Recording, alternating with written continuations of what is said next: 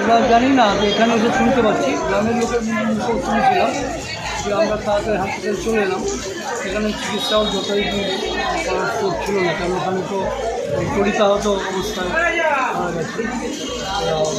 বুঝতে পারেনি বা যে কোনো প্রবলেম হয় বা একদিন কাছে খাওয়া হয়ে গেছে, বা যদি প্রাকৃতিক দুর্যোগ চলেছে, আপনারা দেখেছেন যে প্রাকৃতিক দুর্যোগ কেমন চলছে। এখন এগুলো তো অ্যাক্সিডেন্টাল ডেথ, কিন্তু আপনার যে কোনো ব্যাপারই মানুষের ভিক্টিম হয়ে যেতে পারে, ভুক্তভোগী হয়ে যায়। যাই হোক, তাদের তো আত্মার শান্তি কামনা করছি এবং তারা তাদের সংসারের পথে আমরা আছি। আমি সামনে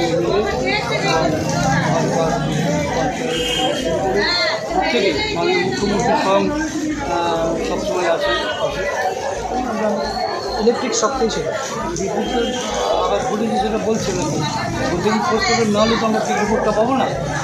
আমাদের থানা থেকে যেটুকু দেখেছেন, ওরা তো এখন চেষ্টা রেফার করেছেন ইউপি সেকশনে, ওখানে যেভাবে ওরা বলবেন, ডাক্তারবাবুর সিদ্ধান্ত একটু চূড়ান্ত, এটা তো আমাদের বলাটা ঠিক হবে না।